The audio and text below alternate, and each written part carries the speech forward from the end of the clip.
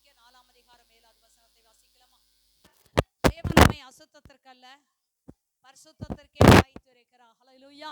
வேத வசனம் சொல்லுது, இங்க உட்கார்ந்திருக்க ஒவ்வொருவரும் நீங்கள் எப்படி இருக்க வேண்டும் என்று கர்த்தர் விரும்புகிறார் அப்படின்னு சொல்லி பார்த்தோமால், அசுத்தத்திற்கல்ல பரிசுத்தத்துக்கென்றே கர்த்தர் நம்ம என்ன செய்கிறாரா அழைத்திருக்கிறார் என்று சொல்லி வேத வசனம் சொல்லுகிறது. ஹல்லேலூயா. அப்ப தேவனுடைய வார்த்தையே நாம் எப்படி இருக்க வேண்டும் என்பது, பரிசுத்தமாய் இருக்க வேண்டும் என்பது கர்த்தர் விரும்புகிறார். ஏன் என்று சொன்னால் அவர் பரிசுத்தர். அவரோடு இருக்க வேண்டுமானால் நாமும் எப்படிப்பட்டவர்களாக இருந்தால் தான் அங்கே போக முடியும். பரிசுத்தராக இருந்தால் தான் அவரை சந்திக்க முடியும். அவரோடு நித்தியமாய் நாம் வாழ முடியும். அதனால தான் வேத அழகாய் சொல்லுது, எகிப்து தேசத்திலிருந்து உன்னை புறப்பட பண்ணி உன்னை நடத்தி வந்த தேவனாகிய கர்த்தர் நான் பரிசுத்தர், ஆகையால் நீங்களும் எப்படி தான் இருக்கணும், பரிசுத்தம் உள்ளவர்களாய் இருக்க வேண்டும் என்று சொல்லி ஆண்டவர் சொல்லுகிறார். ஹல்லேலூயா. இதை குறித்ததான இது பரிசுத்தம் என்பது தேவன் கொடுத்த கட்டளை என்று சொல்லி என்ன செய்த கர்த்தர் பரிசுத்தர், இது பரிசுத்த கட்டளை என்பதை நான் 1ஆம் தேதி என்ன செய்தோம் எடுத்தோம். இன்றைக்கு உங்கள் மத்தியில் ஒரு சில காரியத்தை மாத்திரம் உங்களுக்கு சொல்லுகிறேன். இன்னைக்கு பரிசுத்தம் எதுக்காக, எதிலெல்லாம் நாம் பரிசுத்தமாக இருக்க வேண்டும் என்பதை ஒரு சில காரியத்தை நான் உங்கள் மத்தியில் சொல்லுகிறேன். 1 தெசலோனிக்கேயர் 4 அதிகாரம் 3 வசனத்தை வாசிப்போம். நீங்கள் பரிசுத்தமுள்ளவர்களாய் இருக்க வேண்டும் என்பதே அதுதான் தேவ சித்தம். வேற எதையுமே அவர் விரும்பலை. ஆண்டவரே, என்னை குறித்து உம்முடைய சித்தம் என்ன ஆண்டவரே, நீங்கள் சொன்னீங்கன்னா நான் அப்படியே செய்வேன் ஆண்டவரே அப்படியே சொல்லி, ஆண்டவரே சித்தம் தான் என்ன. இப்போ வேலைக்கு போகும் பொழுதோ இல்லை மற்ற ஏதாவது வீடு வாங்கும் பொழுதோ என்ன செய்யுது, நம்ம எல்லாத்துக்கும் தேவ சித்தம் ஆண்டவரே உங்கள் சித்தமானால் இந்த காரியத்தை என்ன செய்யுங்க எங்களுக்கு வாய்க்க பண்ணுங்க ஆண்டவரே அப்படி சொல்லி நம்ம ஜெபிப்பது வழக்கமாக இருக்கிறது. சரிங்களா? எல்லா காரியத்துக்கும் நாம் தேவ சித்தத்தை எதிர்பார்த்து தான் ஒவ்வொரு காரியத்தை செய்கிறோம். ஆனால் உங்களையும் என்னை குறித்து ஆண்டவர் ஒரு சித்தத்தை வைத்திருக்கிறார். ஹல்லேலூயா. வேலைக்கு போகுது சித்தமா, வீடு வாங்குவது சித்தமா, கார் வாங்குவது சித்தமா, அல்லது நான் இந்த பெண்ணை கல்யாணம் பண்ணது சித்தமா, இப்படி நிறைய காரியத்தை நாம் ஆண்டவர் சித்தமா என்று கேட்கிறோம். மறுபடியும் சொல்லுகிறேன், ஆண்டவர் உங்களையும் என்னையும் குறித்து ஒரு தேவ சித்தத்தை வைத்திருக்கார்.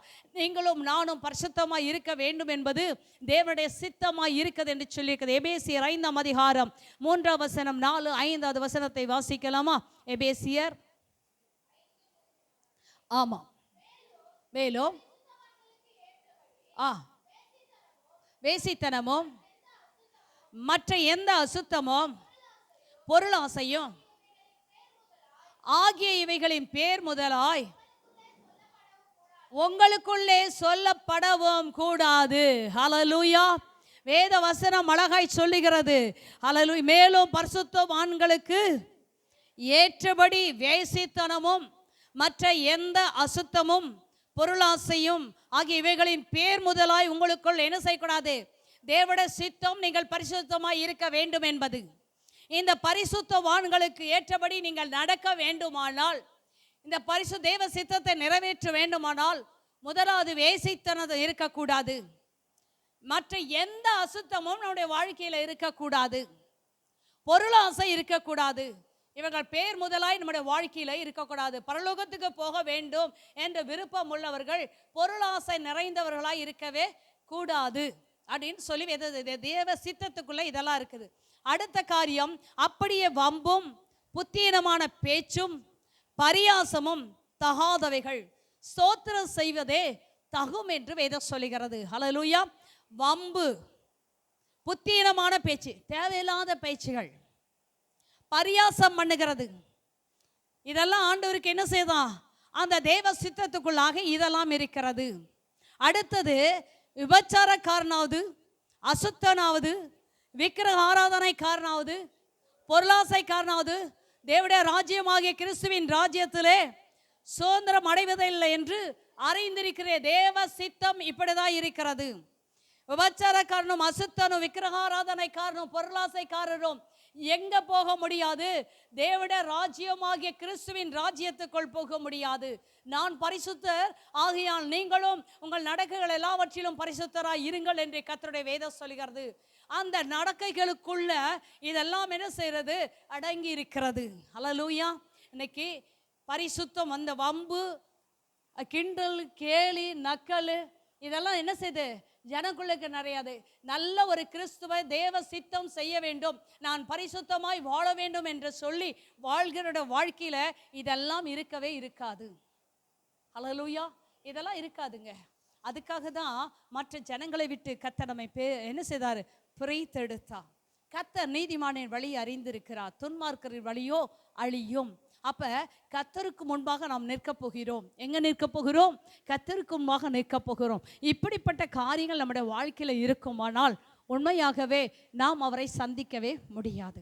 அவரை சந்திப்பதற்கு எந்த வாய்ப்புமே இல்லை. அந்த தகுதியை நாம் இழந்து விடுவோம் என்று சொல்லியிருக்கிறது. சரி, இன்னைக்கு நாம் எதிலெல்லாம் நாம் பரிசுத்தப்பட வேண்டும் அப்படின்னு சொல்லி ஒரு சில காரியத்தை உங்கள் மத்தியில் சீக்கிரமாய் சொல்லுகிறேன். ஒன்று, நம்முடைய சரீரத்தில் பரிசுத்தம் வேண்டும். நம்முடைய சரீரத்தில் என்ன செய்யணும்? பரிசுத்தம் வேண்டும். ரெண்டாவது காரியம், மாமிசத்தில் பரிசுத்தம் வேண்டும். நம்முடைய மாமிசத்தில் என்ன செய்ய வேண்டும்? பரிசுத்தம் வேண்டும். மூன்றாவது காரியம், ஆவியில பரிசுத்தம் உண்டு. அடுத்தது, இருதயத்தில் பரிசுத்தம் வேண்டும். நாவில் பரிசுத்தம். இது மாதிரி நிறைய காரியம் எடுக்கலாம். ஆனால் சின்ன சின்னதாக உங்களுக்கு சொல்லி தரேன். ஒன்று, எதில் பரிசுத்தம் வேண்டும்? சரீரத்தில் பரிசுத்தம் வேண்டும். ரெண்டாவது, மாமிசத்தில் பரிசுத்தம் வேண்டும். மூன்றாவது, ஆவியில் பரிசுத்தம் வேண்டும். நாலாவது, இருதயத்தில் பரிசுத்தம் வேண்டும். அடுத்தது, நாவில் பரிசுத்தம் வேண்டும். இப்படி பரிசுத்தத்தை நாம் காத்துக்கொள்வோம். ஆனால் பரிசுத்தமாக்குதலை தெய்வ பயத்தோடு பூரணமாக்க கடவோம் என்று சொல்லி 2 கொரிந்தியர் 7ஆம் அதிகாரம் 1வது வசனத்தில் சொல்லப்படுகிறது. 2 கொரிந்தியர் 7ஆம் அதிகாரம் 1வது வசனத்திலே உண்டாயிருக்கிறபடியால் பிரியமானவர்களே, மாமிசத்திலும் ஆவியிலும் உண்டான எல்லா அசுசி நீங்க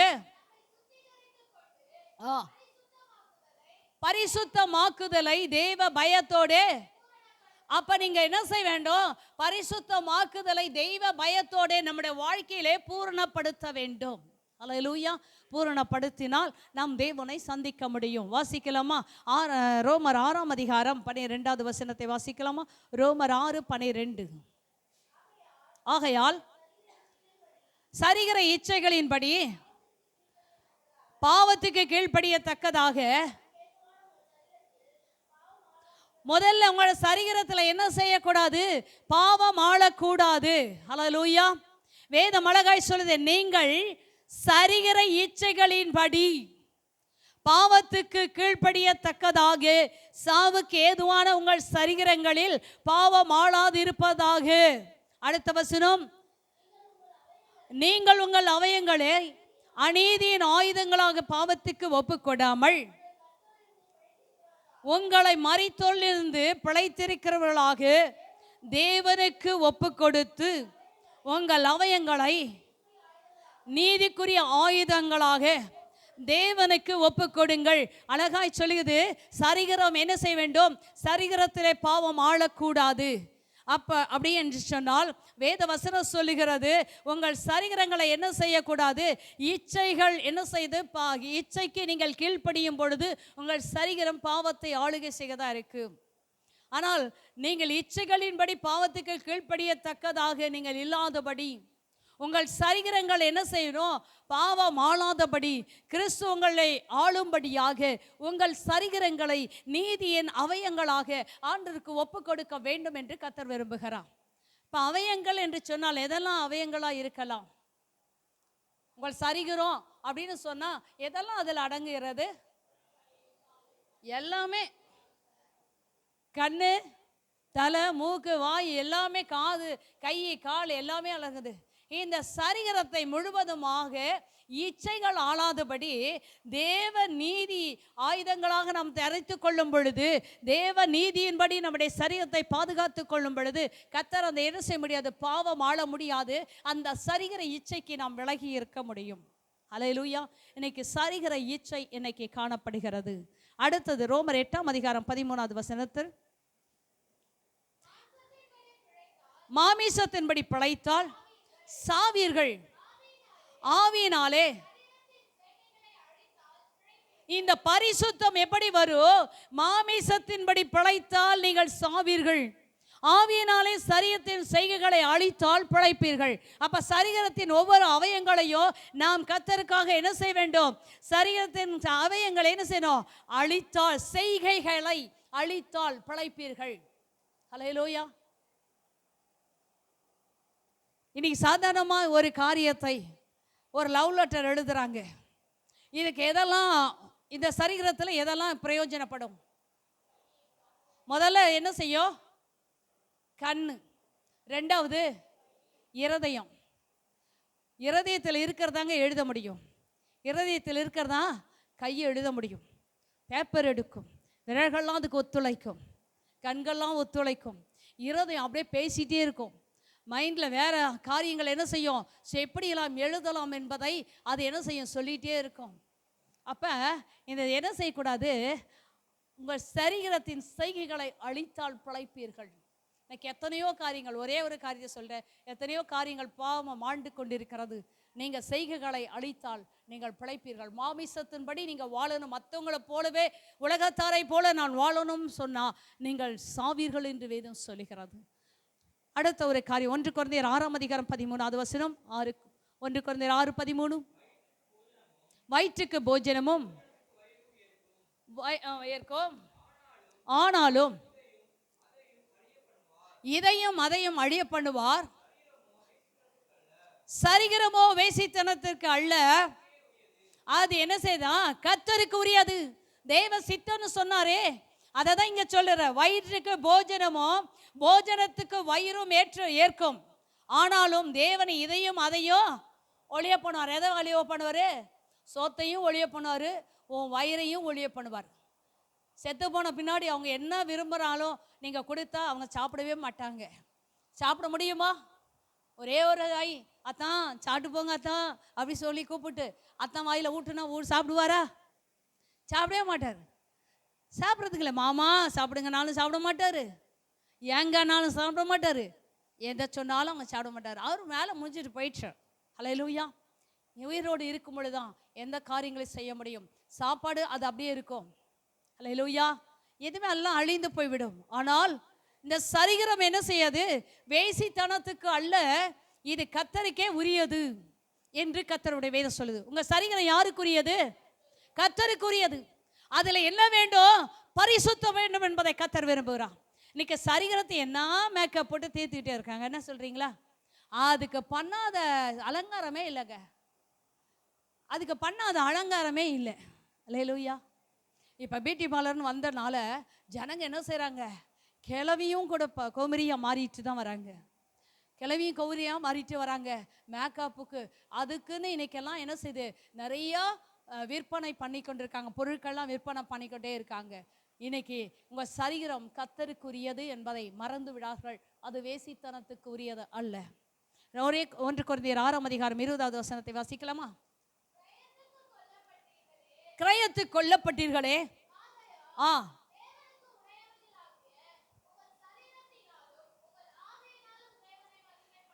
இந்த சரீரத்தின் செய்கைகளை நீங்கள் அழித்துவிட்டு அதுக்கு பதிலாய் நீங்கள் செய்ய வேண்டிய ஒரு காரியத்தை கர்த்தர் சொல்லுகிறார். நீங்கள் கிரயத்துக்கு கொல்லப்பட்டீர்கள். ஆகையால் நீங்கள் யாருடையவர்கள்?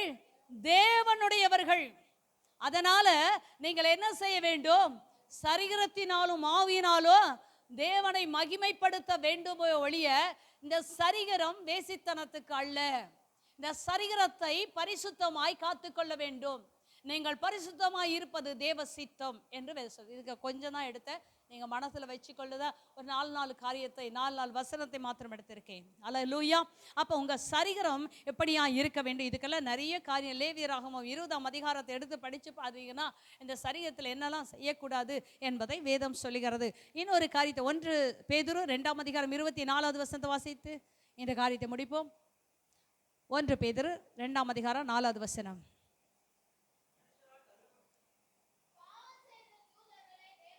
பாவம் செய்த தூதர்களை தேவன் தப்ப விடாமல் அந்தகார சங்கிலியினாலே இல்லம்மா 1 பேதுரு 2 நாம் பாவங்களுக்கு செத்து நீதிக்கு பிழைத்திருக்கும்படி அவர்தாமே தமது சரீரத்தில் நம்முடைய பாவங்களை சிலுவையில் மேல் சுமந்தார். ஏன் இந்த சரீரத்தை பாவம் ஆளக்கூடாது அப்படின்பதற்கு அழகாய் கர்த்தர் சொல்லுகிறார். இது எப்படிப்பட்டது? பரிசுத்த ஆலயமாய் இருக்கிறது. இதுக்காக நீங்கள் பரிசுத்த ஆலயம் ஆகும்படியாக கர்த்தர் சொல்லுகிறார், நாம் பாவங்களுக்கு செத்து நீதிக்கு பிழைக்கத்தக்கதாக அவர்தாமே சரீரத்திலே நம்முடைய என்ன செய்தாரு, பாவங்களை சிலுவையில சுமந்தார் என்று சொல்லி இருக்கிறது. ஹல்லேலூயா. நீங்க சரீரத்தில் பரிசுத்தமா இருக்க வேண்டும் என்பதற்காக கர்த்தர் என்ன செய்திருக்காரு, நம்முடைய பாவங்களை எல்லாம் சிலுவையில சுமந்து தீர்த்திருக்கிறார். அதனால தான் பரிசுத்தமாக வேண்டும், சரீரத்தில் பரிசுத்தமாக இருப்பது தேவ சித்தமாக இருக்கிறது. ஹல்லேலூயா. இரண்டாவது ஒரு காரியம், அதனால தான் ரோமர் 12வது அதிகாரம் 1வது வசனத்தில் அப்படி இருக்க சகோதரர், உங்கள் சரீரங்களை பரிசுத்தமும் தேவனுக்கு பிரியமான ஜீவ பலியாக ஒப்புக்கொடுங்கள், இதுவே நீங்கள் செய்யத்தக்க புத்தி உள்ள ஆராதனை. அப்ப நீங்க பாவம் செய்துட்டு இந்த சரீரத்தை பாவம் ஆளும்படி ஒப்பு கொடுத்துட்டு நீங்க கர்த்தரை ஆராதிப்பீர்களானால் முழு சரீரமும் கர்த்தரை ஆராதிக்க முடியாதபடி அந்த சரீரம் என்ன செய்து தடை பண்ணுகிறது. அப்ப அந்த ஆராதனை ஒரு புத்தி உள்ள ஆராதனையா இல்லாதபடி புத்தி இல்லாத ஆராதனை செய்கிறவளாய் நாம் மாறிவிடுவோம் என்று வேதம் சொல்லுது. அப்ப இந்த சரீர விசேஷமானது இந்த சரீர வேசித்தனத்துக்கு அல்ல, இது கர்த்தருக்குரியது. இந்த சரீரத்தில் முதலாவது பரிசுத்தம் வேண்டும். இரண்டாவது ஒரு காரியம், மாமிசத்துல பரிசுத்தம் வேண்டும். மாமிசம். ஹல்லேலூயா. கலாத்தியர் 5ஆம் அதிகாரம் 16வது வசனத்தை வாசிக்கலாமா? கலாத்தியர் 5ஆம் அதிகாரம் 16வது வசனம்.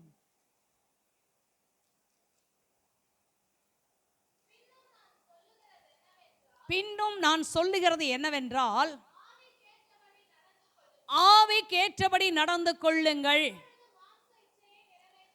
மாமிச இச்சையை நிறைவேற்றாது. இந்த இச்சை எங்க வருகிறது? மாமிசத்தில் வருகிறது. ஹல்லேலூயா. மறுபடியும் எல்லாரும் சேர்ந்து வாசிக்கலாமா? பின்னும் நான் சொல்லுகிறது என்னவென்றால், ஆவிக்கேற்றபடி நடந்து கொள்ளுங்கள், அப்பொழுது மாமிச இச்சையை நிறைவேற்றாது இருப்பீர்கள். ஹல்லேலூயா. இந்த மாமிசத்தை நாம் என்ன செய்ய வேண்டும்? மேற்கொள்ள வேண்டும். இதை எப்படி மேற்கொள்ள வேண்டும் என்றால், ஆவிக்கேற்றபடி நடந்தா நான் இந்த மாமிசத்தை மேற்கொள்ள முடியும். இந்த மாமிசத்துல பரிசுத்தம் உண்டாகும். ஏன் அப்படின்னு சொன்னா, இந்த மாமிசம் நமக்குள்ள இருக்குமானால் நம்முடைய வாழ்க்கையில என்ன இருக்கும்? போராட்டம் இருக்கும், போராடிக்கொண்டே இருக்கும். அடுத்த வசனத்தை வாசிக்கலாமா? மாமிசம் ஆவிக்கு விரோதமாகவும் ஆவி மாமிசத்துக்கு விரோதமாகவும் இச்சிக்கிறது. பாருங்க, மாமிசம் ஆவிக்கு விரோதமாகவும் ஆவி மாமிசத்துக்கு விரோதமாகவும் என்ன செய்தா? இச்சிக்கிறது. நான் பரிசுத்தமாகணும், தேவனை தரிசிக்க வேண்டும், நான் ஒரு பரிசுத்த வாழ்க்கை வாழ வேண்டும் என்பது ஆவி சொல்லும். நீ நல்ல பிள்ளையா மாறுமா, நீ போதும் என்ன செய்து இந்த கெட்ட பழக்க வழக்கத்திலிருந்து அதெல்லாம் போதும் அப்படின்னு சொல்லி ஆவி சொல்லும். நீ கர்த்தரை தேடு, பரிசுத்தமா இரு, மற்றவர்களை போல நீ கர்த்தருக்காக நெல் அப்படின்னு சொல்லி ஆவி சொல்லும். மாமிசம் சொல்லும், அதெல்லாம் ஒரு காலம் முடியாது, அதெல்லாம் நீ மாத்திக்கவே முடியாது, நீ விழுந்தது விழுந்ததான், ஒரு நாள் உன்னால ஏந்திரிக்க முடியாது, அதுக்கு நீ பாவத்திலே வாழ்ந்து பாவத்திலே செத்துடு அப்படின்னு பிசாசு சொல்லிட்டே இருப்பான். பாவத்திலே வாழ்ந்து நீ ஒரு நாளும் மறுபடியும் பரிசுத்தமாகவே முடியாது, ஆண்டவரை மன்னிக்கவே மாட்டாரு அப்படின்னு சொல்லி மாமிசம் சொல்லும். உடனே இவங்க நிர்ணயம் பண்ணிக்கொள்வார்கள், என்னாலாம் நல்ல பேர் எடுக்கவே முடியாது, நல்ல பேரை எடுக்கவே முடியாது. பன்னி தாங்க, மறுபடியும் சொல்றேன், பன்னி சேத்துல விழுந்துச்சுன்னா அந்த பன்னி மூக்க விட்டு என்ன செய்யும்? சகதி ரொம்ப ரசித்து கொண்டே இருக்கும். மாமிசம் ஆவிக்கு விரோதமாக ஆவி மாமிசத்துக்கு விரோதம் போராடும். இன்னைக்கு கர்த்தருடைய பிள்ளைகள் கர்த்தருடைய ஆவியானோருக்கு தன்னை ஒப்பு கொடுத்தா எப்பேற்பட்ட பாவத்தையும் மேற்கொண்டு நாம் வெளியே வர முடியும். ஹல்லேலூயா. அப்ப இது போராடி கொண்டே இருக்குது. என்ன செய்கிறது? இது விரோதமாய் விரோதமாக இச்சிக்கிறது. அடுத்த அதே வசனத்தை வாசிங்க. நீங்கள் செய்ய வேண்டும் என்று இருக்கிறவர்களை செய்யாதபடி இந்த மாமிசத்துல பரிசுத்தம் வேண்டும். இந்த மாமிசத்துக்கு இந்த மாமிசத்தை பாவம் ஆட்கொள்ளுகிறது. இது ஆவிக்கேற்றபடி நடந்தா இந்த மாமிசத்தை மேற்கொள்ள முடியும், பரிசுத்தமாக்கப்பட முடியும். அல்லது மாமிசத்தின்படி நடந்தால் இந்த ஆவி நம்மளோடு போராடி கொண்டே இருந்து நம்ம என்ன செய்யும்? ஆவிக்கேற்றபடி நடக்காதபடி அது என்ன செய்யும்? தடை பண்ணும். அடுத்த வசனத்தை வாசிங்க. ஆவியினால் நடத்தப்படுவீர்களானால் கல்லு. மாமிசத்தின் கிரியைகள் வெளியரங்கமாயிருக்கிறது. விபச்சாரம், அசுத்தம், காமவிகாரம், விக்கிரகாராதனை, பில்லிசுனியம், விரோதங்கள், வைராக்கியங்கள், கோபங்கள், சண்டைகள், பிரிவினைகள், மார்க்க பேதங்கள், பொறாமைகள், கொலைகள், வெறிகள், களியாட்டுகள், இப்படி எல்லாம் என்ன செய்யும்? இந்த மாமிசத்தின் கிரிகை ஒரு மனுஷனுக்குள்ள வந்துருச்சுன்னா அந்த மனுஷனால ஏந்திரிக்கவே முடியாதுங்க. இந்த மனுஷனால ஏந்திரிக்கவே முடியாது. ஆனால் மாமிசத்தில் பரிசுத்தம் இல்லாதபடி கர்த்தரை தரிசிக்கவே முடியாது. தேவ சித்தனை பரிசுத்தமாக வேண்டும். அப்ப மாமிசத்துல இவ்வளோ காரியம் போராடிட்டே இருக்கோண்ட, இதெல்லாம் மேற்கொண்டா உன்னை பரிசுத்தப்படுத்தி கொள்ள முடியாது. தேவன் அசுத்தத்துக்கு அல்ல, பரிசுத்தத்துக்கு. இதுல ஏதாவது ஒண்ணு இருந்தாலும் என்ன செய்த, பால்ல ஒரே சொட்டு விஷத்தை கலந்துட்டா அந்த பால் முழுதும் விஷமாயிடும். நீ குடிச்சினா நீயும் செத்து போயிடுவேன். அல்லேலூயா. யோசித்து பாருங்கள். மாமிசத்தில் பரிசுத்தம் வேண்டும். ஆவிக்கேற்றபடி நடந்தா இந்த மாமிசத்தை ஜெயிக்க முடியும், பரிசுத்தத்தை காத்துக்கொள்ள முடியும். கலாத்தியர் 5:24 வாசிக்கலாமா?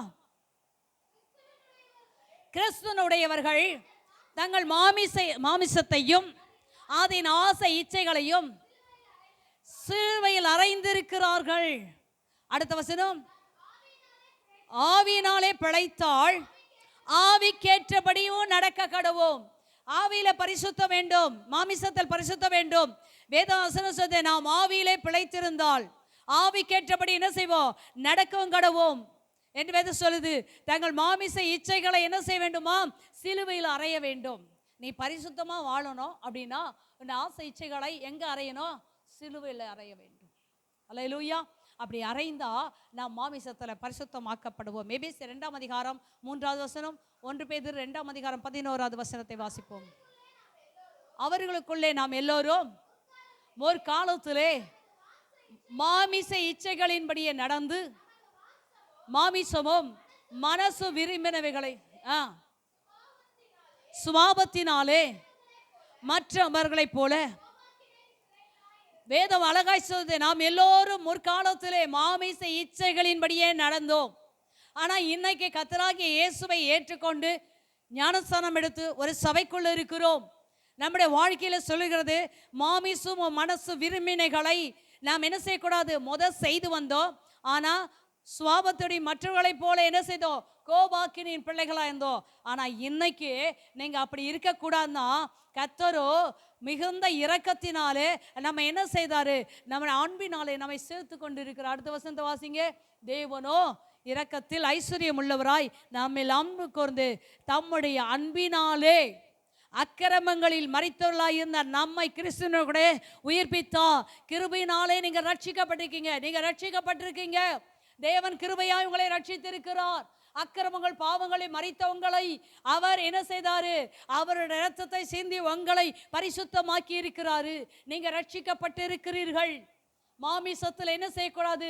பாவம் ஆளக்கூடாது, மாமிசம் கரைப்படக்கூடாது. மாமிசத்தை என்ன செய்ய வேண்டும்? நீங்கள் என்ன செய்ய வேண்டும்? பரிசுத்தமாக்கப்பட வேண்டும் என்று வேத வசனம் அழகாய் சொல்லுகிறது. ஹல்லேலூயா. நம்ம மாமிச இச்சைகளின்படி நம்ம நடக்கிறவர்களாய் இருப்போமானால், மாமிசம் மனசு விரும்பினதெல்லாம் நான் செய்துக்கிட்டே இருப்பேன்னு சொன்னா இருங்க. அதனால ஒருத்தருக்கும் நஷ்டம்லாம் கிடையாதுங்க. நஷ்டம்லாம் கிடையாது. நீ யாரா மாறுவ? கோபாக்கினின் பிள்ளையாய் மாறுவ. அது உங்களுக்குரிய எல்லாருடைய வாழ்க்கையிலும் சொல்றேன். நான் எனக்கு உத்தரவாதி. நான் என் ஆத்துமா இந்த சரீரத்துக்கு நான் தான் உத்தரவாதி. இதை என்னால் தான் கண்ட்ரோல் பண்ண முடியும், வேற யாராலும் கண்ட்ரோல் பண்ண முடியாது. இதை சரிப்படுத்தவும் பரிசுத்தப்படுத்தவும் தேவனுக்கு முன்பாக கொண்டு போய் நிறுத்தவும் என்னால் முடியும். எப்போ இந்த உயிர் இருக்க வரைக்கும் இதை சரியான வழியில் நடத்த எனக்கு கர்த்தர் எல்லா காரியத்தையும் கர்த்தர் கொடுத்துருக்கார். நான் தான் சரி பண்ணி கொண்டு கர்த்தருக்கு முன்பாக நிற்க வேண்டும். மற்றவர்கள் யாரும் ஒரு மனுஷனை சரி பண்ண முடியாது. என்னதான் சிலருக்கெல்லாம் அட்வைஸ் பண்ணாலும் அது மண்டையில் ஏறவே ஏறாது. அது அப்படியே தான் இருக்கும். பிரச்சனையே இல்லை. சீக்கிரம் ஒரு நாள் வரும்.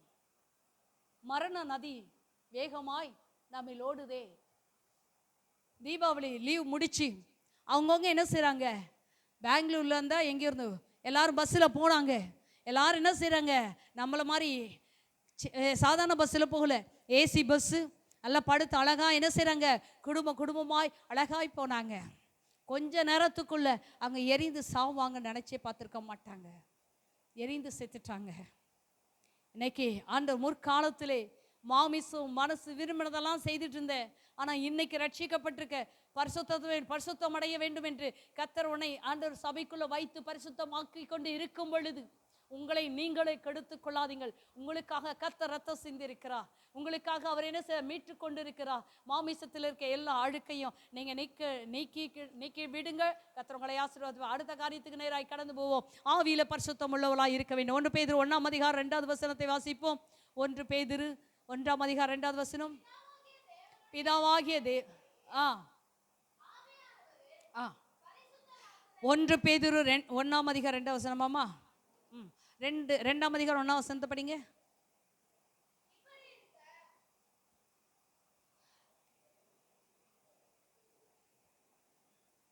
இல்லம்மா, சாரிம்மா. 1 பேதுரு 1ஆம் அதிகாரம் 2ஆம் வசனம் தான்.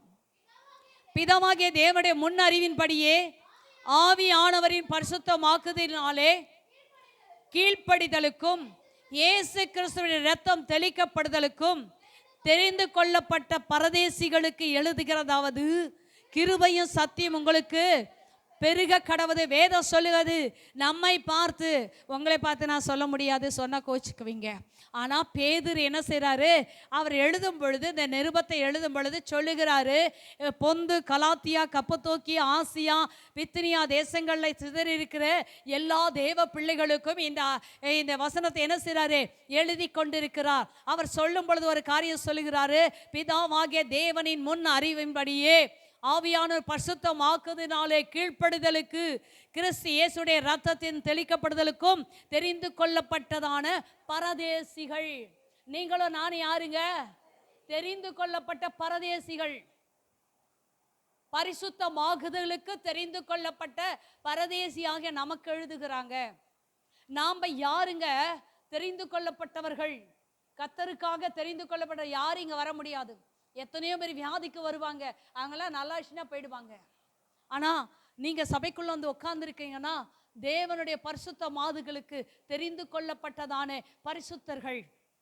ஹல்லேலூயா.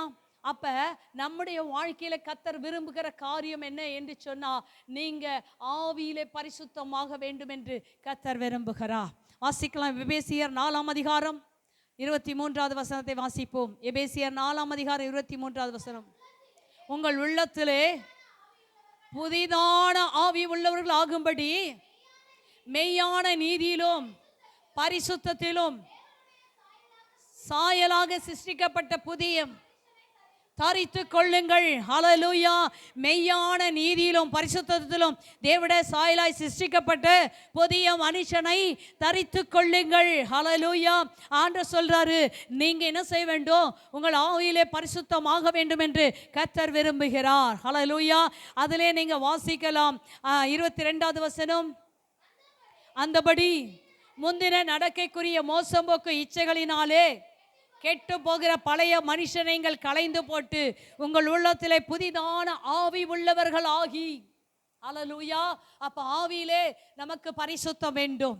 பரிசுத்தம் நாம் நம்ம ஆவியிலே பரிசுத்தப்படுத்திக் கொள்ள வேண்டுமானால் முந்தின நடக்கைக்குரிய மோசம் போக்கும் இச்சைகளினாலே கெட்டு போகிற பழைய மனுஷனை நீங்கள் களைந்து போட்டாதான் ஆவியினாலே ஒரு புதிய மனுஷனை என்ன செய்ய முடியும்? தரித்து கொள்ள முடியும்.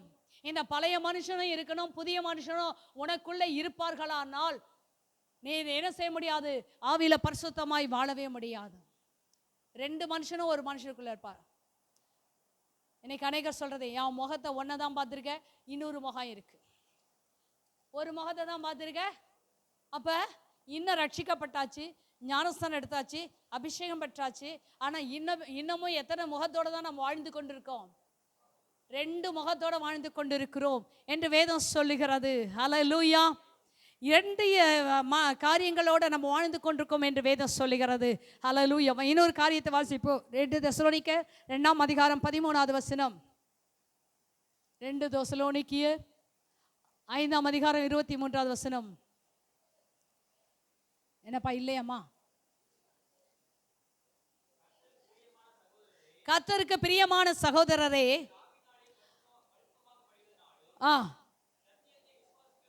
சத்தியத்தை விசுவாசிக்கிறனாலும் இல்லம்மா, சரியா தான் சொன்ன. 1 தெசலோனிக்கேயர் 5ஆம் அதிகாரம் 23வது வசனம் வாசிங்க. சமாதானத்தின் தேவன் தாமே உங்களை முற்றிலும் பரிசுத்தமாக்குவாராக. உங்கள் ஆவி ஆத்மா சரீரம் முழுவதும் நம்முடைய கர்த்தராகிய இயேசு கிறிஸ்து வருகையின் போது குற்றமற்றதாக இருக்க காக்க கடவுது. அப்ப நம்முடைய வாழ்க்கையில கர்த்தர் விரும்புகிற காரியம் என்ன அப்படின்னு சொன்னா, நம்முடைய ஆவி, நம்முடைய ஆத்துமா, நம்முடைய சரீரம் முழுவதுமே கர்த்தர் வரும்போது எப்படிப்பட்டதா இருக்க வேண்டும்? குற்றமற்றதா இருக்க வேண்டும் என்று சொல்லி பவுல் தெசலோனிக்கருக்கு எழுதும் பொழுது இப்படி சொல்லுகிறார். ஹல்லேலூயா. கர்த்தர் உங்களை முற்றும் பரிசுத்தமாக்குவாராக. எப்படிங்க? கர்த்தர் எல்லாரையும் எப்படி பரிசுத்தமாக்க நினைக்கிறாரு? முற்றும் பரிசுத்தமாக்க வேண்டும் என்று நினைக்கிறாரு. அப்ப முற்றும் பரிசுத்தமாக வேண்டுமானால் அதுல எதெல்லாம் அடங்கி இருக்கிறது? ஆவி ஆத்துமா சரீரம் என்ன செய்து அடங்கி இருக்கிறது. இதில் பரிசுத்தமாக்கப்பட்டால்தான் கர்த்தர் வரும்போது குற்றமற்றவர்களாக நாம் காக்கப்படுவோம் என்று வேதம் சொல்லுகிறது. அல்லேலூயா. ரோமர் 8:1 வாசிக்கலாம். ரோமர் 8:1. ஆனபடியால் கிறிஸ்து இயேசுக்கு உட்பட்டவர்களாய் இருந்து மாமிசத்தின் படவாமல் ஆவியின்படியே நடக்கிறவர்களுக்கு ஆக்கினை தீர்ப்பு இல்லை. ஆவியின்படி நடந்தா அவருடைய வாழ்க்கையிலே ஆக்கினை தீர்ப்பு இல்லை. கிறிஸ்துக்கு உட்பட்டவளாய் நடக்க வேண்டும். மாமிசத்தின் இச்சையின்படி என்ன செய்யக்கூடாது? நாம் நடக்கக்கூடாது. ஆவியின்படி நடந்தா நமக்கு ஆக்கினை தீர்ப்பு வரவே வராது. அல்லேலூயா.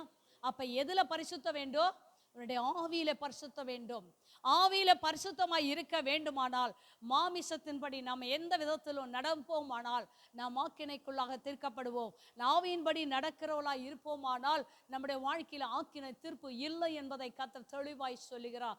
ஆவியிலே பரிசுத்தம். அடுத்த காரியத்தை சொல்லுகிறேன். இதெல்லாம் நிறைய எடுத்தா ஒவ்வொன்றும் ஒவ்வொரு மணி நேரம் என்ன செய்யலாம், எடுக்கலாம். ஆனால் கொஞ்சமா உங்களுக்கு சொல்றேன். அடுத்து இருதயத்துல பரிசுத்தம் இருக்க வேண்டும். வாசிக்கலாமா? 1 பேதுரு 1:15. 1 பேதுரு 3:15.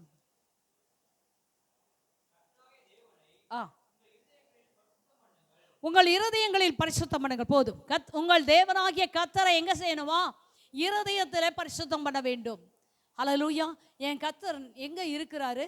தேவனின் ஆலயமே, அது பரிசுத்த ஆலயமே, மகிமையின் ஆலயமே, நாமே அவ்வாலயமே என்று சொல்லி பாடணும். ஹல்லேலூயா.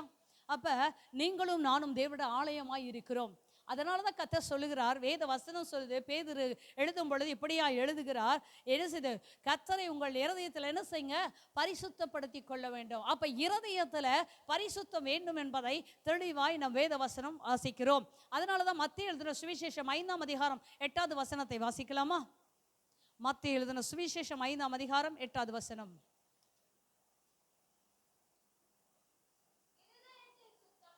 இருதயத்தில் சுத்தமுள்ளவர்கள் பாக்கியவான்கள், அவர்கள் தேவனை தரிசிப்பார்கள். ஹல்லேலூயா. இருதயத்தில் சுத்தமுள்ளவர்கள் பாக்கியவான்கள், அவர்கள் தேவனை தரிசிப்பாங்க. இருதயத்திலே சுத்தமே இல்லை, இவங்க எப்படி தேவனை தரிசிக்க முடியும்? அப்ப கர்த்தரை உங்கள் இருதயத்துல பரிசுத்தப்படுத்திக் கொள்ள வேண்டும். இருதயத்தில் சுத்தமுள்ளவர்கள் பாக்கியவான்கள், அவர்கள் தேவனை தரிசிப்பார்கள். வாசிப்போம். யாக்கோப்பு எழுதின நிருபம் 4:8. யாக்கோப்பு 4:8. எபிரேயர் 3:12. தேவனிடத்தில் சேருங்கள், அப்பொழுது அவர் உங்களிடத்தில் சேருவார். பாவிகளே, கைகளை சுத்திகரிங்கள், இருமனம் உள்ளே. இன்னைக்கு நிறைய பேருடைய வாழ்க்கையில இப்படிதான் இருக்கு, இருமனமாய் இருக்கிறது. தேவனிடத்தில் சேருங்கள், அப்பொழுது அவர் உங்களிடத்தில் சேர்வார். இன்னைக்கு நிறைய பேர் அவர் வந்து என்கிட்ட பேசட்டும், அவர் வந்து என்கிட்ட பேசுனா நான் சர்ச்சுக்கு வருவேன், அவர் வந்து என்கிட்ட பேசுனா நான் பைபிள் படிப்பேன், அவர் வந்து என்கிட்ட பேசுனாதான் நான் என்ன செய்வேன், இந்த காரியத்தெல்லாம் செய்வேன், இல்லைன்னா செய்ய மாட்டேன். உன்கிட்ட பேசணும் அவசியமே இல்லை, உன்கிட்ட பேசணும் அவசியமே இல்லை. உன்கிட்ட பேசணும்னு கர்த்தர் விரும்புகிறார். எப்படி பேசணும்னு விரும்புகிறார்? வேத வசனத்தின்படி பேச வேண்டும் என்று கர்த்தர் விரும்புகிறார். அந்த வேத வசனம் என்ன சொல்லுகிறது? அந்த வேத வசனத்துக்கு நீ கீழ்ப்படிந்து பழகு. ஆண்டவர் வந்து உன்கிட்ட தனியா பேச மாட்டார். இந்த வேத வசனத்தை எப்பெல்லாம் நீ திருப்பி படிக்கிறியோ இது உன்னோட பேசிட்டே இருக்கும். பேசக்கூடிய ஒரே ஒரு புஸ்தகம் எது அப்படின்னு சொன்னால் வேத புஸ்தகம் தான். குமுதம், கல்கண்டு அதெல்லாம் என்ன செய்வோட, நீ அதை படிப்ப, அது நீ அதுகிட்ட பேசுவாயோ இல்லையா, அது உன்கிட்ட பேசாது. சில லூசுங்கெல்லாம் இருக்குது, எப்போ படத்தை தனியாகவே பேசிகிட்டே இருப்பாங்க. யார்கிட்ட பேசுகிறாங்க, எதுக்கு பேசுகிறாங்க, என்னத்தை பேசுகிறாங்க தெரியவே தெரியாது, அப்படிலாம் பேசிகிட்டு இருப்பாங்க. இயேசுகிட்ட பேசுங்க, இயேசுகிட்ட பேசுங்க, அவர் உங்களை பரிசுத்தப்படுத்துவார். இரு மனம் உள்ளவர்களை, ரெண்டு தோணியில் காலை வச்சு நீ ஓடாத, ரெண்டில் வச்சு நான் ஒன்றில் சரி கூட்டு கூட தான் விழுவேன். அல்லேலூயா. ஆண்டோட வேதம் அழகாய் சொல்லுகிறது. மறுபடி வாசிங்க, தேவனிடத்தை சேருங்க, அப்பொழுது அவர் உங்களிடத்தை சேருவா. பாவிகளே, யாரை பார்த்து பாவிகள் சொல்றாங்க? வெளியே இருக்கவங்களை குறிச்சு இல்லைங்க, என்னை குறித்து சொல்றார், நான் உங்களை சொல்லலை. பாவிகளே, உங்க கைகளை சுத்திகரியுங்கள். இருமனம் உள்ளவர்களே, இன்னைக்கு வரைக்கும் ஆண்டவர் வாசல்கிட்ட நின்று கதவை தட்டிகிட்டே இருக்காரு. இன்னைக்கு நின்று வாசல்கிட்ட நின்று என்ன செய்றாரு? மகளே, கதவை தர, நான் உள்ளத்தில் பிரவேசிக்கணும், உன்னோட இருக்கணும், உன்னோட போஜனம் பண்ணணும், நான் உன்னோட தங்கணும் அப்படின்னு சொல்லி ஆண்டவர் என்ன செய்றாரு? கதவை தட்டிகிட்டே இருக்காரு. நிறைய வீட்டில் இருக்குதா பார்த்தீங்களா? ஏசுநாதர் என்ன செய்வார்? ராந்தல் விளக்க வச்சுக்கிட்டு ஒரு கையில் ஒரு கம்பு வச்சுக்கிட்டு வந்து கதவை தட்டிகிட்டே இருப்பார். அப்போ ராத்திரியில் தான் வந்து தட்டுறாரு என்னமோ தெரியல, அந்த விளக்க வச்சுட்டு பார்க்க, அப்போ தட்டிகிட்டே இருக்காரு. தரமா மா, தரமா பா, தரடா, ஒன்றை தாண்டா நான் தங்க நினைக்கிறேன், உன் வீட்டில் தான் இருக்கணும். ஆனால் சகைவே உன் வீட்டில் நான் தங்கணும்னு சொன்ன உடனே கடகடன்னு இறங்கி வந்து அவன் தன் வீட்டுக்கு அழைத்து கொண்டு போனது மாத்திரம் இல்லை, தன்னையே பரிசுத்தப்படுத்தி கொண்டான். இன்னைக்கு எத்தனை பேர் இருதயத்தில் பரிசுத்தம் உள்ள வேண்டும்? அநேகர் ஆண்டு சொல்றாரு, நீங்கள் தேவனிடத்தை சேருங்க, அவர் உங்களிடத்தை சேர்வார். அது மாத்திரமல்ல, பாவிகளே உங்கள் கைகளை சுத்திகரியுங்கள், இருமனம் உள்ளவர்களே உங்கள் இருதயத்தை பரிசுத்தமாக்குங்கள். இன்னைக்கு ரெண்டு மனசுங்க, ஆண்டவருக்காகவும் வாழணும், உலகத்துக்காகவும் வாழணும். ஆண்டவருக்காகவும் வாழணும், உலகத்துக்காகவும் வாழணும். அல்லேலூயா. அப்படிலாம் வேண்டாம். தயவுசெய்து ஏதாவது ஒன்றை தெரிஞ்சுக்கோங்க.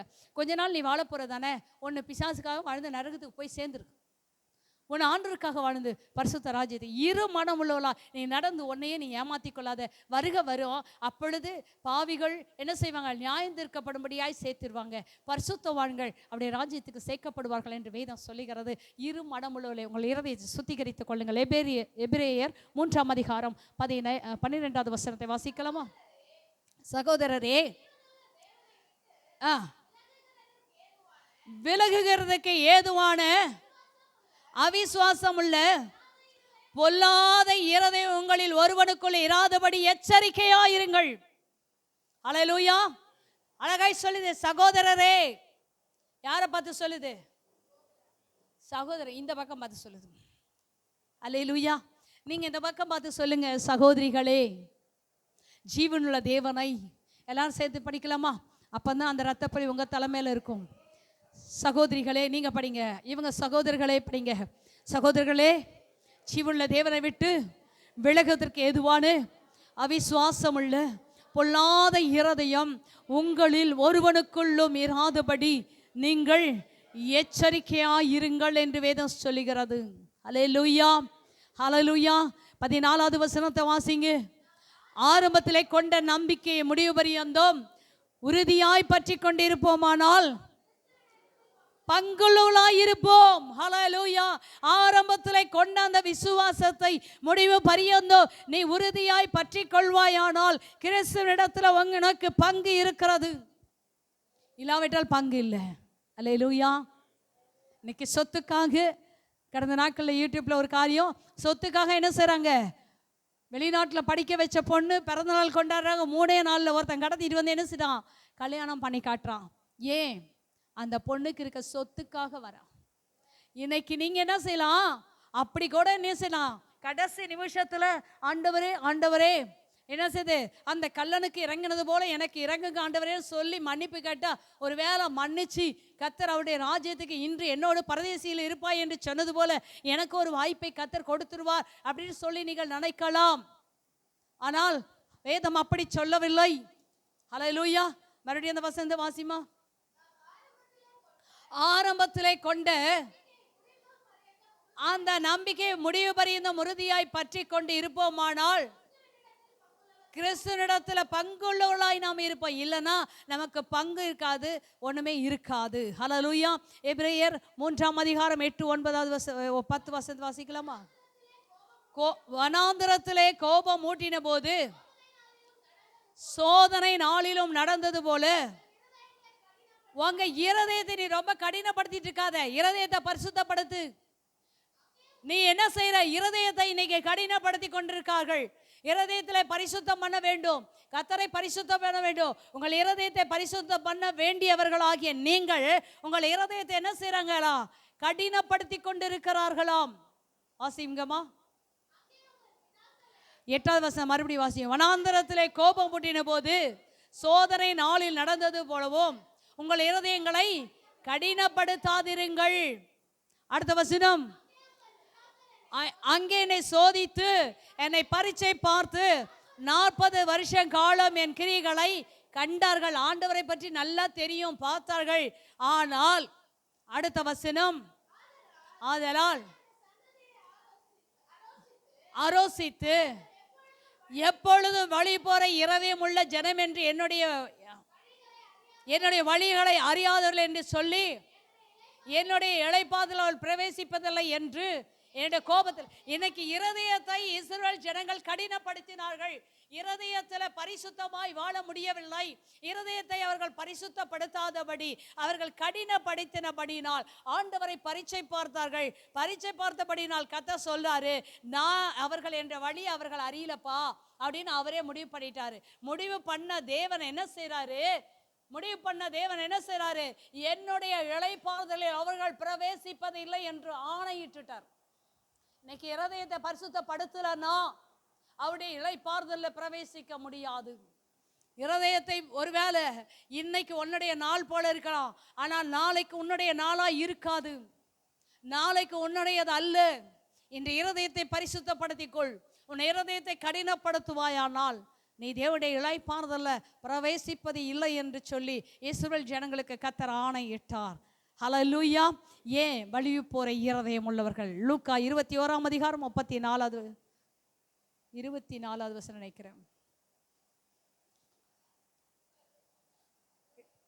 24 படிங்கம்மா.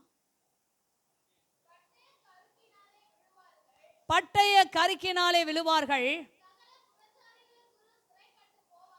இந்த இருதய கடின ஒரு மனிதனுக்குள் வரும் பொழுது அந்த வாழ்க்கையில கர்த்தர் செய்கிற ஒரு பெரிய நியாய தீர்ப்பு என்னவென்று சொன்னால், பட்டய கருக்கினாலே விழுவார்கள். சகல புறஜாதிகளுக்குள்ள சிதறடிக்கப்படுவார்கள். புறஜாதி காலம் நிறைவேறும் வரைக்கும் புறஜாதியாரால் என்ன செய்யுமா? மிதிக்கப்படும் என்று வேதம் சொல்லுகிறது. 34வது வசனத்தை வாசிப்போம். உங்கள் இருதயம் பெருந்திண்டியினாலும் வெறியினாலும் லௌகிக காரியத்தினாலும் பாரம் அடையாதபடி நீங்கள் நினையாத நேரத்தில் அந்த நாள் உங்கள் மேல் வராதபடிக்கும் எச்சரிக்கையா இருங்கள். நல்லா தின்றது இருதயம் பெருந்திண்டியினால் இருக்கிறது. இருதயம் என்ன செய்யுது? எல்லாம் சாப்பிட்டுட்டே இருக்குன்னு நினைக்கிறது. வெறி, லௌகிக கவலை. எதெல்லாம் ஆண்டவர் ஜெபம் பண்ணலன்னு யாருக்கும் கவலை இருக்குல்ல. தேவனை தேடணும் கவலை இல்லை. சபைக்கு போகணும்னு கவலை இல்லை. ஆண்டவருடைய வருகைக்கு போகணும்னு கவலை இல்லை. லௌகிக கவலை. ஹல்லேலூயா. ஒருத்தரை பார்க்கணும், ஒருத்தரை விரும்புகிறோம், பார்க்கணும்னு சொன்னால் அவங்கள பார்க்கலன்னா கவலை வந்துடுது. அவங்கள்ட்ட பேசலன்னா கவலை வந்துடுது. லௌகிக கவலையா? கவலைப்படு, நல்லா படு. ஆண்டவர் சொல்றாரு, நீ நினையாத நாளிலே அந்த நாள் உங்கள் மேல் வராதபடி என்ன செய்யுங்க? எச்சரிக்கையா இருங்க. நீங்க நினைக்காத நாளில் கர்த்தருடைய நாள் வரும். அந்த நாளிலே நீங்கள் என்ன செய்ய வேண்டாம்? எச்சரிக்கையா இருந்துக்குங்க. இல்லைன்னா நீங்க கைவிடப்பட்டுடுவீங்க. இன்னைக்கு நம்ம வயிறும் மனசும் சொன்னதை செய்துட்டு வாழ்ந்துட்டு இருக்கோமா என்பதை இருதயத்தில் பரிசுத்தமாக்கி கொள்ளுங்க. கர்த்தரை இருதயத்தில் பரிசுத்தமாக்கி கொண்டீர்களானால் நினையாத நாளிலே ஆண்டவர் வரும் பொழுது நாம் எடுத்துக்கொள்ளப்படுவோம். ஹல்லேலூயா. அடுத்த ஒரு காரியத்தை சொல்லி இந்த வேளையில முடிக்க போகிறேன்.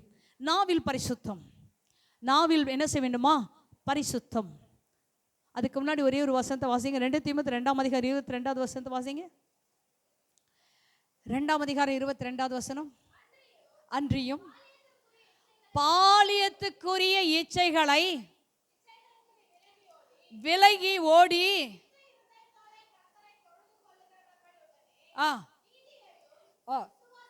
விசுவாசத்தையும் அன்பையும் ஹல்லேலூயா அன்றியும் பாலியத்துக்குரிய இச்சைகளுக்கு விலகி ஓடு. ஹல்லேலூயா. இன்னைக்கு அநேகருடைய வாழ்க்கையில பாலியத்துக்குரிய இச்சைகள், ஹல்லேலூயா, இந்த இச்சைகளுக்கு நீ விலகி ஓடி சுத்த இருதயத்தோடு கர்த்தரை என்ன செய்ய வேண்டுமா? தொழுது கொள்ள வேண்டும். நீதியையும் விசுவாசத்தையும் அன்பையும் சமாதானத்தையும் அடையும்படி நாடும். எதை விட்டு விலகி ஓட வேண்டும்? பாலியத்துக்குரிய இச்சைகளை நீ விட்டு விலகி ஓட வேண்டும். அவங்களாம் வழினா வந்து கொடுப்பாங்க. அல்லேலூயா. அவங்களாம் வந்து சொல்லுவாங்க, நான் உன்னை விரும்புகிறேன், நீ ரொம்ப நல்லா இருக்க, நீ ரொம்ப குணசாலியான ஸ்திரீ, நீ நல்ல பொண்ணு அப்படி சொல்லி உன்னை சொல்லலாம். இன்னைக்கு அழகை பார்த்தெல்லாம் கட்டுற பொண்ணெல்லாம் வேலைக்கே ஆகாது. ஹல்லேலூயா. அழகை பார்த்து, ஹைட்டை பார்த்து, முடியை பார்த்து, நல்லா நீட்டமாக முடி இருக்கா பார்த்து, அல்ல குட்ட முடியா இருந்தாலும் கிராப் கட்டிங்கா பார்த்து, பாப் கட்டிங் பார்த்து, அவங்களுக்கு எந்த மனசுலுக்கு அதை சொல்கிறேன் அப்படிலாம் பார்த்து, அப்படியே கண்ணாடி போட்டு, பல்லு வந்து அப்படியே என்ன செய்யணும், கேர் விஜயம் மாதிரி இருக்கணும் அப்படி பார்த்து, கண்ணு வந்து அப்படியே மிரண்டு பார்த்து, அப்படியே முட்டை கண்ணு மாதிரி அப்படியே என்ன செய்யணும், கண்ணும் முடியுமா இருக்கணும். இப்படியெல்லாம் என்ன செய்வாங்க, பார்த்து பார்த்து கல்யாணம் பண்ணிட்டு வருவாங்க. இது வந்த உடனே என்ன செய்யும், உனக்கு வேலைக்காரியாக இருக்கும்படியா என்ன செய்யல, உனக்கு திருமணம் பண்ணி வைக்கல, நீ எனக்கு கீழ்ப்படிந்து தான் இருக்கணும், எனக்கு கீழ்ப்படிந்து தான் இருக்கணும் அப்படி சொல்லி எனக்கு அநேக பேர் அடைக்கி ஆளக்கூடிய காண்டாமிருகத்தை கட்டிட்டு வராங்க. அதாவது ஜேசிபியை கட்டிட்டு வராங்க. வேதம் என்ன சொல்லுதுன்னா, புத்தி உள்ள ஸ்திரீயோ தன் வீட்டை கட்டுவாள் அப்படின்னு சொல்லி வேதம் சொல்லுகிறது. ஆனால் இன்னைக்கு எப்படிப்பட்ட ஸ்திரீ இப்படி எல்லாம் அழகெல்லாம் பார்த்து கட்டிட்டு வராங்க. கட்டிட்டு வீட்டுக்குள்ளே வந்த பின்னாடி பார்த்தா அது புத்தி உள்ள ஸ்திரீ அந்த வீட்டை கட்டாது. அதுக்கு பதிலாக அது அப்படியே ஜம்ப் பண்ணி எழும்பி நின்று ஸ்டார்ட் பண்ணி அப்படியே கையை முன்னாடி கையை தூக்கி அப்படியே வேரோட பிடுங்கி அதை இடித்து, நானா பக்கத்தில் இடித்து அந்த வீட்டை போட்டு, அந்த வீட்டை சுற்றி இருந்த மரத்தெல்லாம் பேத்து போட்டு அப்படியே சமமாக்கிட்டு அது நிற்கும். ஹல்லேலூயா. விலகி ஓடுனா ஓடுங்க, கர்த்தரை தேடுங்க. நல்ல கடவுள் பயப்படுமா, பைபிள் படிக்குமா, ஜெபம் பண்ணுமா, ஆலயத்துக்கு ஒழுங்கா போகுமா, இது கணவனை கனம் பண்ண தெரியுமா, சோறாக்க தெரியுமா, குழம்பு வைக்க தெரியுமா, இதெல்லாம் கேட்கவே கேட்காதுங்க. பார்த்தங்க, பிடிச்சிச்சிங்க, கல்யாணம் பண்ணிட்டேன், நான் அனுபவி. ஹல்லேலூயா. இன்னைக்கு நிறைய பேருடைய வாழ்க்கை இப்படி தான் இருக்கிறது. ஆண்டவருடைய வேதம் அழகாய் சொல்லுகிறது, நீங்க என்ன செய்ய வேண்டுமா? அடி வாசிங்கம்மா. பாலியத்துக்குரிய இச்சைகளை விலகி ஓடி சுத்த இருதயத்தோட கர்த்தரை தொழுது கொண்ட நீதியையும் விசுவாசத்தை அன்பையும் சமாதானத்தை அடையும்படி நாடு என்று வேதம் சொல்லுகிறது. இன்னைக்கு நாட வேண்டிய காரியத்தை நாடுங்க, செய்ய வேண்டிய காரியத்தை செய்யுங்க. இருதயத்தில் உங்கள் ஆண்டவரை பரிசுத்தப்படுத்தி கொள்ளுங்க. அவருடைய வருகை அதி சீக்கிரமா இருக்கிறது. நாவில பரிசுத்தம். யாக்கோப்பு 1:26 வசனத்தை வாசிக்கலாமா? யாக்கோப்பு தன் நாவை அடக்காமல் தன் இருதயத்தை வஞ்சித்து தன்னை தேவ பக்தி உள்ளவன் என்று எண்ணினால், என்னைக்கு ஆண்டோடைய வேத வசனம் நாவில பரிசுத்தம் வேண்டும். உங்கள் ஒருவன் நாவை அடக்காவிட்டால், தன் இருதயத்தை வஞ்சித்து தன்னை தெய்வ பக்தி உள்ளவன் என்று எண்ணினால், அவருடைய தெய்வ பக்தி எப்படி இருக்குமா? வீணா இருக்கும். நாவை என்ன செய்ய வேண்டுமா? அடக்க வேண்டும். ஹல்லேலூயா. ஒரு சிலர்லாம் என்ன செய்யுமா, ஓயாத ஒழுக்குன்னு சொல்லுவாங்க. சண்டைக்காரியோடு இருக்கிறது எப்படிப்பட்டது? சண்டைக்காரியை குறித்து வேதம் சொல்லுது, அவன் ஓயாத ஒழுக்கு. வீடு கூரை போட்டிருக்க வீடு எப்படி ஒழுகுதோ அந்த மாதிரி இருக்காங்க இன்னைக்கெல்லாம் பொம்பளைங்க. ஹல்லேலூயா. நாவை அடக்கணுங்க. எதை பேசணும், எதை பேசக்கூடாது. நாவினால் பாவம் செய்யாதபடி நம்ம என்ன செய்யணும்? நாவை காத்து கொள்ள வேண்டியது அவசியமாக இருக்குது. நாவை அடக்கலன்னா அவங்க பரிசுத்தமாக வாழவே முடியாது. தெய்வ பக்தி வீணா இருக்கும் என்று வேதம் சொல்லுகிறது. யாக்கோப்பு 3:5 வசனத்தை வாசிங்க. யாக்கோப்பு 3:5. அப்படியே சிறிய அவயமாய் இருந்தும் பெருமையானவர்களை பேசும். பாருங்கள், நாவு நெருப்புதான், அது அநீதி நிறைந்த உலகம். நம்முடைய அவயங்களில் நாவானது முழு சரீரத்தையும் கரைப்படுத்தி ஆயில் சக்கரத்தையும் கொளுத்தப்படுகிறதாயும் நரக ஆக்கினியினால் கொளுத்தப்படுகிறதாயும் இருக்கிறது. ஹல்லேலூயா. அப்ப இந்த நாவை என்ன செய்ய வேண்டுமா? அடக்க வேண்டும். ஹல்லேலூயா. வேதம் சொல்லுது, நாவை அடக்க ஒரு மனுஷனாலும் கூடாது, அது பொல்லாங்குள்ளது, அது சாவுக்கேதுவான விஷம் நிறைந்தது என்று சொல்லி வேதம் சொல்லுகிறது. ஹல்லேலூயா. அப்ப நாவில நம்முடைய வாழ்க்கையில என்ன செய்ய வேண்டும்? அது அடங்காததான், ஆனா அடக்கணும். ஹல்லேலூயா. நிறைய பேர் என்ன செய்வாங்க? பட்டைய குத்து போல பேசுவாங்க. தின்ன தட்டை கழுவ தெரியாது, தின்ன தட்டை கழுவ தெரியாது, தங்களுடைய காரியங்களை பரிசுத்தமாய் வைத்துக் கொள்ள தெரியாது, தாங்க எப்படி இருக்கணும்னு தெரியாது, மற்றவர்களை குற்றவாளி என்று தீர்ப்பார்கள். நீ சரியா என்றது யோசித்து பாரு. நீ தேவ பிள்ளைகளை, பரிசுத்த ஆவியின் அபிஷேகத்தை பெற்ற பிள்ளைகளை, நீங்க சரியா இருந்து மற்றவர்களை குற்றவாளி என்று தீருங்க. நீ உன்னோட வாழ்க்கையில எல்லாமே டம்மி பீஸ். உன் வாழ்க்கை சரியில்லை, உன் வாய் சரியில்லை, வாய் மாத்திரம் பெருசா பேசுகிற, ஆனா உன் கிரியைகள்லாம் எப்படி இருக்கிறது? ஏன் தெரியுமா?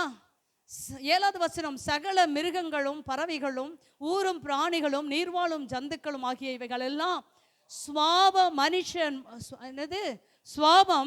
மனுஷ சுவாபத்தினால் என்ன செய்யுமா? அடக்கப்படுமா? மிருகத்தை கூட அடைக்கலாங்க. நான் ஒரு சிலர் அடக்கி பார்க்கறேன், அடக்கவே முடியல. அது அடங்காத பொல்லாங்க உள்ளதா இருக்கு. நான் என்ன பண்ணிட்டேன்? பேசாம நான் அடங்கிட்டேன். நான் அடக்கி பார்த்தேன், பேசாம நாம் அடங்கிடலாம்னு சொல்லி பார்த்து. அல்லேலூயா. மிருகத்தை கூட அதோடைய சுவாபத்தை மனுஷ சுவாபத்தால் அடக்க முடியும்.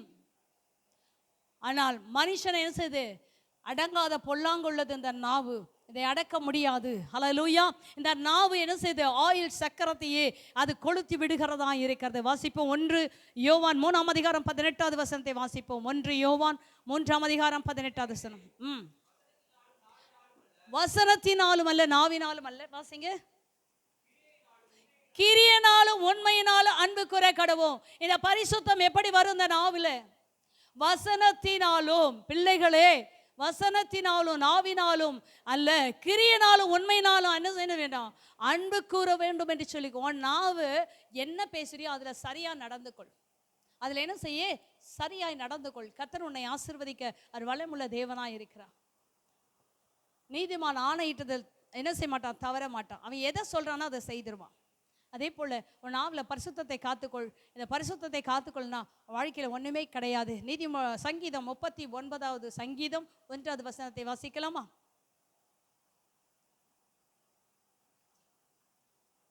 சங்கீதம் 39:1. என் நாவினால் பாவம் செய்யாதபடிக்கு என் வழிகளை காத்து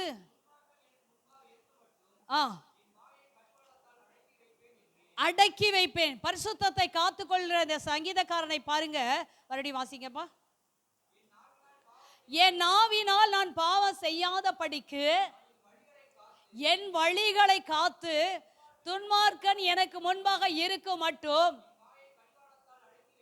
அடக்கி வைப்பேன் என்று சொல்லுகிறார். அப்ப நாவ அன்னைக்குள்ள பரிசுத்தவான்கள் நாவ அடக்கி வச்சாங்க. அல்லேலூயா. இன்னைக்கு நாவுல நம்முடைய வாழ்க்கையில பரிசுத்தமாக இந்த நாக்கு நம்ம முழு சரீரத்தையும் கரைப்படுத்தி ஆயில் சக்கரத்தையும் கொளுத்தி விடுகிறதா இருக்கிறது. அல்லேலூயா. இன்னைக்கு நாவில என்ன செய்ய வேண்டும்? பரிசுத்தம் உள்ளவர்களாய் இருக்க வேண்டும். அல்லேலூயா. உங்களுக்கு சொன்ன இன்னைக்கு தேவன் நம்மை அசுத்தத்திற்கல்ல பரிசுத்தத்தை அழைத்திருக்கான். நீங்கள் பரிசுத்தமாய் இருக்கிறதே தேவனுடைய சித்தமாய் இருக்கிறது. எதில் பரிசுத்தமாய் இருக்க வேண்டும்? சரீரத்தில் பரிசுத்தம் வேண்டும், மாமிசத்தில் பரிசுத்தம் வேண்டும், ஆவியில பரிசுத்தம் வேண்டும், இருதயத்தில் கர்த்தரை பரிசுத்தப்படுத்தி கொள்ள வேண்டும், நாவில் பரிசுத்தம் வேண்டும். இந்த 5 காரியம் நம்முடைய வாழ்க்கையில் இருக்குமானால் நாம் என்ன செய்ய வேண்டும்? ஆண்டோடைய சித்தத்தை நிறைவேற்றுள்ளாய் இருப்போம். அல்லேலூயா. மாமிசம் மனசு விரும்பினை செய்யாதபடி கர்த்தருக்கு பிரியமானது இன்னது என்று சோதித்து அறிந்து அதை நாம் செய்கிறவர்களாய் இருப்போம். கர்த்தர் நம்மை ஆசீர்வதிப்பாராக. எல்லாரும் கண்களை மூடி தெய்வ சமூகத்தில் நம்ம செபிக்கலாமா? ஹல்லேலூயா. எல்லாரும் முழங்கால் படியிடுங்க, கண்களை மூடுங்க, தெய்வ சமூகத்திலே நம்ம செபிப்போம். ஹல்லேலூயா, ஹல்லேலூயா, ஹல்லேலூயா, ஹல்லேலூயா. இயேசுவே நன்றியோடு துதிக்கிறோம் ஐயா, நன்றியோடு ஸ்தோத்திரிக்கிறோம் ஆண்டவரே. எல்லாரும் சொல்லுங்க, ஆண்டவரே என் வாழ்க்கையில் ஆண்டவரே பரிசுத்தம் வேண்டும். பரிசுத்தமாக இருப்பது தான் தெய்வ சித்தமாக இருக்க சொன்னீங்களே.